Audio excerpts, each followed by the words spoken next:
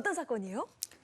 네, SNS를 통해서 용돈과 게임기, 전자담배들을 제공하겠다면서 13살 초등학생 2명을 유인한 뒤에 7차례에 걸쳐서 이들을 추행하거나 성폭력을 휘두른 몹쓸 어른들이 있습니다.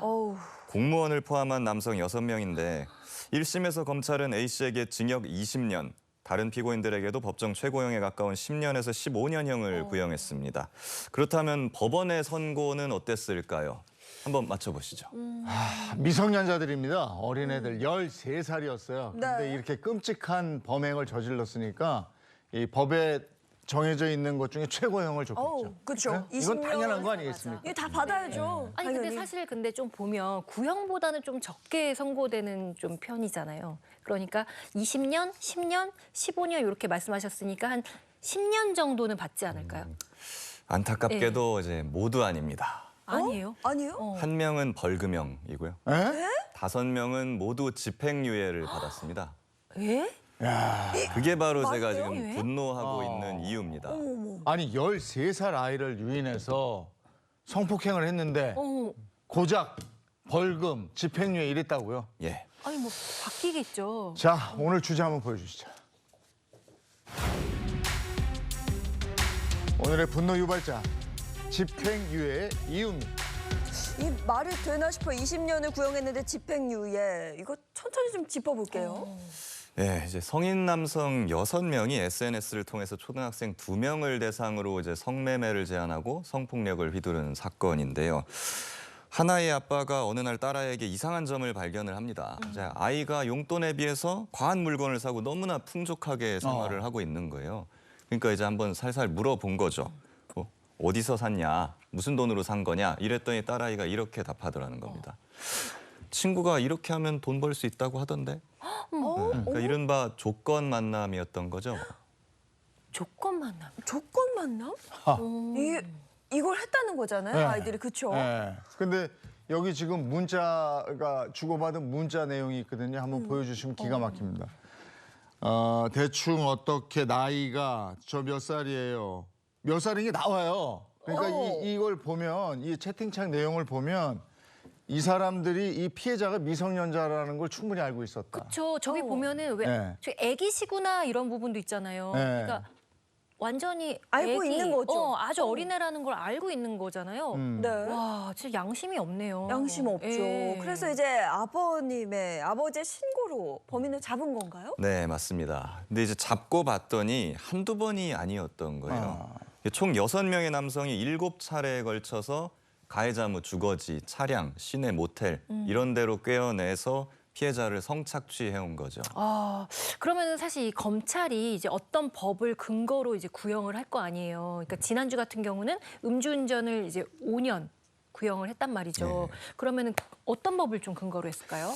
네, 우선 16세 미만에 대해서 간음이나 추행을 한 성인은 이게 합의하에 한 거라 하더라도 이제 강간죄나 강제추행죄로 처벌되게 돼 있습니다. 이걸 미성년자 의제 강간죄라고 하는데요. 이제 의제 강간죄는 3년 이상의 징역, 그리고 의제 강제추행죄는 10년 이하의 징역 또는 1,500만 원 이하의 벌금에 해당합니다. 그 추가로 아동청소년 성보법상 아동 성매매죄가 적용이 되는데요. 1년 이상 10년 이하의 징역 또는 2천만 원 이상 5천만 원 이하의 벌금에 해당합니다. 아니 초등학생을 꿰어내서 성폭력을 저질렀어요. 네. 이건 누가 봐도 중형감 아닙니까? 그럼요. 맞습니다. 네. 네. 이게 실제로 수사 단계에서 구속도 많이 되고요. 네. 그리고 이 사건 범인 중에 한 명은 이게 한 번도 아니고 총 4번이나 관계를 가졌다고 하더라고요. 네. 그러니까 이미 동종전력이 있는 이 상습범일 수가 있는 거예요. 근데 이런 점 고려해서 이제 징역 20년을 구형한 걸로 보입니다. 아니 그런데 대체 왜 1심에서 집행유예 선고가 내려진 거예요? 피해자 한 명과 합의를 했다. 네? 한 명에게는 형사 공탁을 했다. 이런 이유로 선처가 됐습니다. 네, 그리고 이게 어이가 없는 부분인데요. 이 판결문에 이런 문구가 있습니다. 피해자의 의사에 반하는 행동을 한 걸로 보이지 않는다. 그러니까 이게 합의하에 성매매를 한 것이지 강제로 뭐 성폭행을 당한 건 아니지 않느냐. 아니 초등학생이 이런 건데 와 이게 제 눈을 의심했어요. 그러게 보고. 예.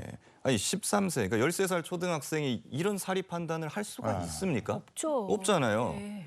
그런 아이들한테 이제 게임기 사주겠다, 용돈 주겠다고 꿰어내가지고 이런 천인공노할 짓을 이게 성적 착취를 벌인 건데요. 일종의 이제 그루밍 성범죄와도 같은 거지 않습니까? 그렇죠. 네, 근데 피해자의 의사에 반하지 않았다. 아니, 제정신입니까 이게? 말도 안 돼. 아니 그럴 거면 이 의제강간죄가 왜 있냐고요. 이게 합의가 있어도 죄가 성립한다라고 하셨는데 네. 왜 이렇게 된 거예요? 아니, 거기서 진짜 무슨 합의를 했다. 또 이 얘기 또 나오잖아. 공탁을 했다. 맞아. 공탁. 야, 이게 가명 사유가 되더라고요. 공탁을 했다. 네. 그리고 합의를 했다.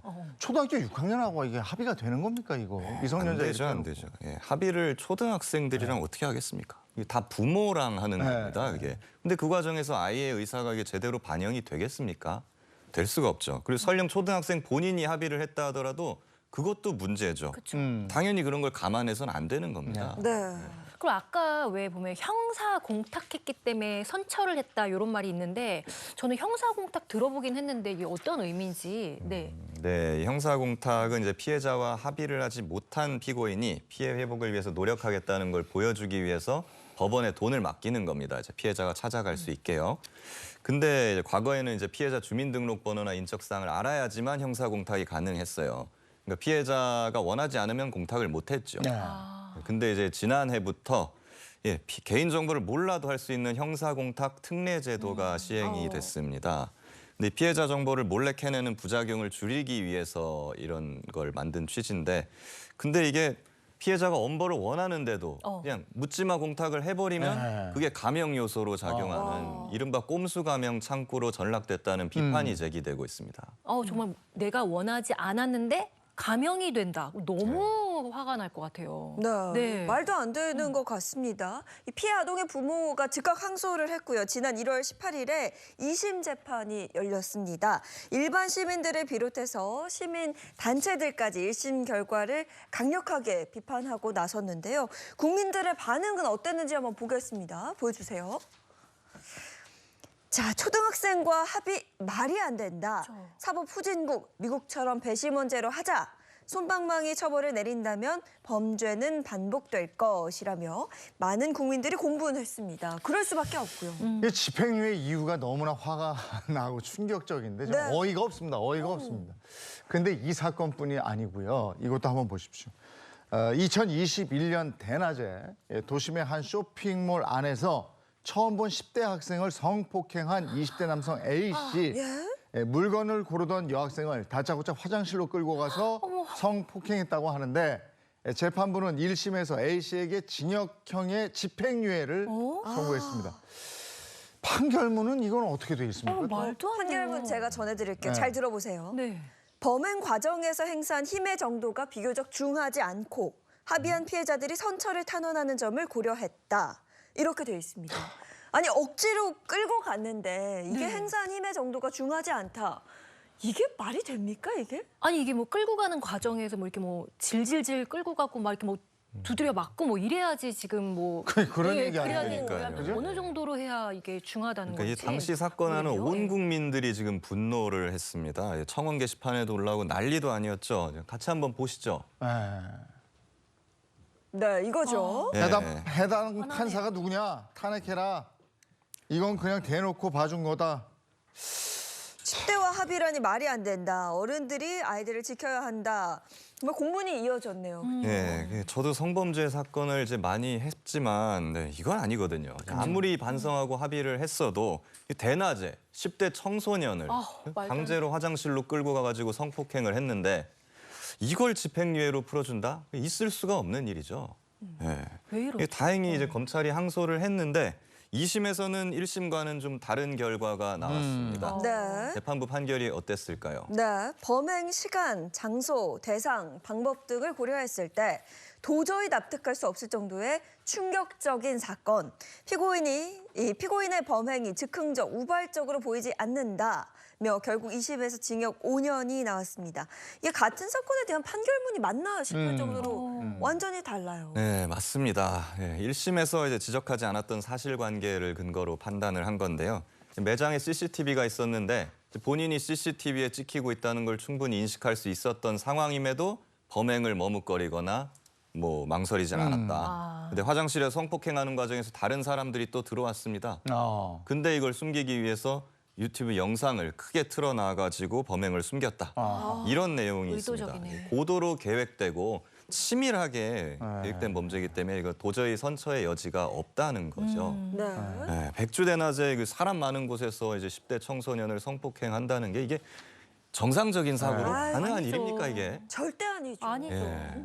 아니 근데 사실 이게 아무리 새로운 사실이 발견됐다고 해도 이게 지금 너무 다른 것 같아요. 집행유예랑 징역 5년이랑 네. 어떻게 이렇게 다른 거예요? 그러니까 원래도 1심, 2심이 이렇게까지 차이가 나는 경우는 거의 없습니다. 특히 2심에서 더 가중되는 경우는 더 없어요. 근데 이 사건은 이제 상식적으로 1심이 너무 말도 안 되게 가벼운 판결을 선고했기 때문에 네. 2심 재판부에서는 이걸 바로잡지 않을 수가 없었던 겁니다. 근데 1심에서 이 정도 했으면 이 관계자들은 한번 조사해야 되는 거 아닙니까? 이거 그러니까요. 그냥 넘어가기에는 화가 나는데. 네. 그리고 이 양형 기준을 보면요. 미성년자 강간죄 양형 기준이 기본 네. 2년 6개월에서 5년이라고 그래요. 근데 실제 선고는 여기에도 못 미친다는 건데 아니 이거 그냥 2년 6개월에서 5년도 우리는 부족하다고 보는데 맞아요. 실제로는 이것만 못하다니 말입니다. 네. 참. 분노할 수밖에 네. 없는 내용인 거죠. 한 매체가 최근 5년간 미성년자 이 의제 강간죄로 이 처벌받은 피고인을 대상으로 조사를 했는데요. 단독 사건 1심 피고인 258명 중 70%가 집행유예 선고를 받았고요. 29%만이 실형을 선고받았습니다. 이마저도 2심에선 40%가 집행유예로 풀려났다고 하죠. 아니 그런데 다른 법도 아니고 이게 미성년자를 보호하기 위한 법인데 이 법에서 자꾸 선처를 해주고 이러면 이거 너무 화가 나는 것 같아요. 이 법만큼은 좀 저희가 좀 지켜줘야 되는 거 아닐까요? 네, 집행유예가 내려진 판결문들을 보면 공통적인 부분이 있는데요. 가장 많이 나오는 단어가 뭘까요? 저는 그 합의했다? 합의. 뭐 이 부분인 것 같아요. 합의했다? 합의했다. 반성하고 있다. 그렇죠. 뭐 공탁했다. 맞아요. 공탁금을 넣었다. 네. 네, 맞아요. 네, 모두 맞습니다. 이제 대체로 피해자가 만남에 적극적이었다, 네, 그 자발적으로 응했다 이런 식으로 이제 동의를 강조하고요. 그리고 사건 이후에 합의를 했다, 형사 공탁을 했다 이런 점을 들어서 이제 집행유예 선고를 내립니다. 근데 저는 가끔 이런 기사를 볼 때 미성년자와 그 동의하에 그랬다는 거를 제가 들으면 이해가 안 돼. 아니 미성년자가 동의를 했다는 게 그거는 정말 어떻게 그거를 상식적으로 이해할 수 있는지 이해가 안 되는 아까도 것 같아요. 보니까 뭐 합의했다 이래가지고 네. 집행유예 한다고 그러고. 근데 아이들이 이렇게 그 멀리까지 보지 못하고 그 상황 그때도 판단력이 아직은 좀 부족한 때인데. 그럼요. 아니 이게 법에도 돼 있잖아요. 미성년자하고 합의한다고 이게 뭐 되는 게 아니다 이렇게 돼 있는데 실제 판결에서는 합의했답시고 집행유예. 이해가 안 돼. 사실 그 합의라는 건 어른들끼리 그렇죠? 맞습니다. 어른들끼리나 하는 건데 정작 피해를 입은 아이는 아무것도 하지 못했는데 합의를 했다는 이유로 집행유예로 풀려나는 게 이게 맞는지 정말 잘 모르겠습니다. 한 매체 분석에 따르면요. 이 미성년자 의제 강간죄 이 피의자 182명 중 합의한 사람은 73.6%로 나타났고요. 합의한 피고인의 96.4%가 집행유예 선고를 받았다고 합니다. 네. 성범죄자의 3년 내 재범률이 62.4%라고 합니다. 네. 이렇게 말도 안 되는 이유로 집행유예를 주는 건 이런 여죄를 노리고 있는 사람들한테 그냥 이렇게 자리를 내주는 거 아니겠습니까? 그러니까요. 근데 저는 궁금한 게 이 합의라는 게 미성년자다 보니까 아무래도 부모가 합의를 하는 게 아닌가 싶거든요. 예, 맞습니다. 이제 부모 입장에서 만약에 거액의 합의금을 제시를 해왔다.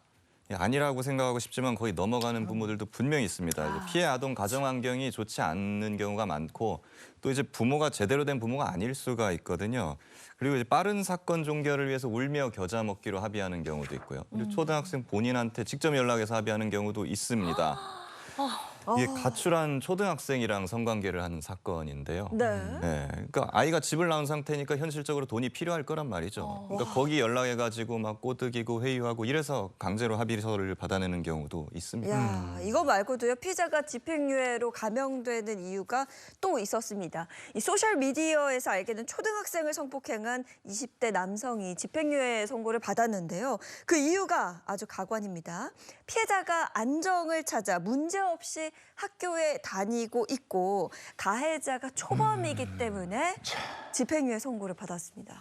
아니 말이 안 그럼 되죠. 말이 안 되죠. 아니 그러면 이 아이가 별 문제 없이 학교를 다닌다가 갑자기 또 문제가 또 일어날 수도 있는 거고, 그럼 뭐 꼭 막 무슨 뭐 병원에 입원을 하고 이래야지만 뭐 되는 건 아니잖아요. 그렇습니다. 네, 어린 아동 청소년의 어떤 발달이나 교육 이런 걸 전혀 고려하지 않는 판결입니다. 어린 아이들을 꼬드겨 가지고 성관계하는 거를 이걸 착취 행위로 보지를 않고 마치 그냥 어른들이 합의하에 그렇게 하는 것처럼 그 대수롭지 않게 생각하고 있는 것이 아닌가 이런 생각이 들고요. 그 아이들이 울고 슬퍼해야지만 피해자 아니지 않습니까? 이러니까 미성년자 대상 성범죄가 끊이지를 않는 거고. 막 이러다 보니까 이런 일도 실제로 벌어지는 겁니다. 실제 사건이에요. 네. 의제강간 피해를 당한 여학생이 있습니다. 이제 청소년이죠. 경찰관이 이제 앞으로의 조건 만남 하면 안 된다. 성매매하지 말아라. 이래 말을 했더니 여학생이 이러더라는 거예요. 아저씨한테 돈 받고 합의하에 한 거예요. 이건 내 사업이에요. 네. 근데 그 아저씨들이 왜 처벌을 받아요? 내 이해가 안 돼요. 이런 식으로까지 말하는 거예요. 이러면 그러니까 충격적이죠. 네. 범죄자 어른들이 이 아이의 어떤 정신, 가치관을 완전히 망가뜨려 놓은 겁니다. 네. 이런 돌이킬 수 없는 이런 결과를 낳는 중범죄인데 합의했다고 이걸 무조건 선처를 한다? 이건 아니죠. 재고해봐야 됩니다. 아니 그래서 이 성범죄 관련해서 솜방망이 처벌은 진짜 달라져야 하는 부분입니다. 경기도 한 초등학교 인근 주택가에서 12살 아이가 80대 남성에게 성폭행을 당했습니다. 알고 보니까요, 이 남성이 과거에도 2번이나 13세 미만의 미성년자를 성추행해서 재판을 받은 적이 있었다고 합니다. 또 2017년 초등학교 등교 안전도우미로 일하며 초등학생을 강제 추행했는데 피고인이 고령이고 또 초등학교 교장과 교감이 선처를 바란다는 이유로 집행유예 선고를 한 거예요. 그런데 집행유예 기간에 또다시 미성년자를 성추행합니다. 버스 옆자리에 앉은 9살 여의 허벅지를 수차례 쓰다듬은 건데요. 하지만 재판부는 A씨에게 고작 벌금 4천만 원을 선고했습니다. 피해자 측과 합의했고 또 합의 내용이 나왔죠. 또 나오네. 합의했고. 그리고 80년 넘는 세월 동안 성실하게 살아왔다는 이유로 이렇게 또 판결을 하고 맙니다. 그리고 이후에 이 남성이요, 3번째 성범죄를 저지른 겁니다.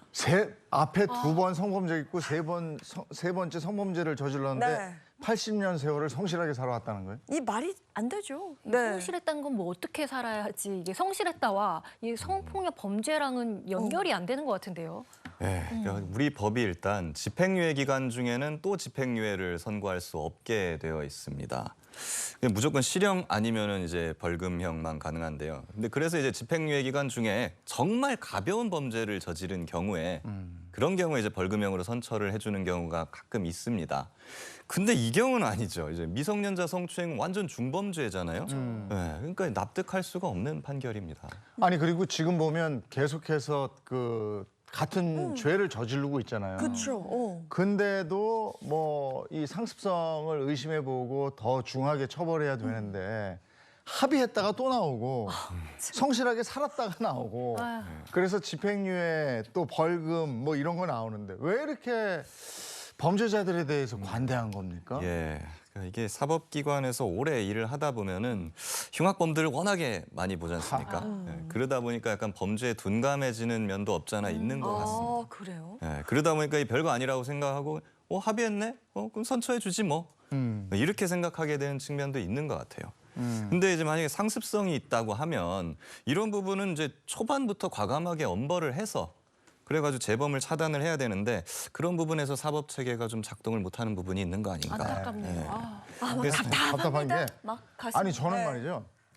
징역 5년이 기준이면 네. 여기서 합의를 못했어. 그리고 공탁하지 않았어. 그러면 징역 6년, 7년을 주는 거지. 오히려 그렇죠. 여기서 5년인데 합의했어, 공탁했어. 그래서 이거를 그냥 확 낮춰서 집행유예를 주고 뭐 네. 3년을 주고 2년을 이건 아닌 것 같거든요. 맞아요, 너무 맞아요. 낮죠. 상식적으로 이제 죄를 지었으면은 네. 반성을 하고 피해 배상을 하고 이런 건 그건 너무나도 기본이죠, 당연한 기본. 겁니다. 네. 그 당연한 거를 했다고 해가지고 형을 깎아준다는 그건 거는 아닌 것 같은데. 이건 좀 재고를 해봐야 좀 된다는 아니고요. 생각이 그리고 피해자가 용서하지 않았는데 누가 용서를 했다는 아, 건지. 그럼요. 네, 그럼요. 이것도 정말 생각해볼 필요가 있겠습니다. 뭐 무거운 주제로 이야기 나눴지만 우리의 분노가 조금이라도 세상을 바꿀 수 있길 기대하면서 변호사님 보내드리겠습니다. 좋은 말씀 고맙습니다. 감사합니다. 감사합니다.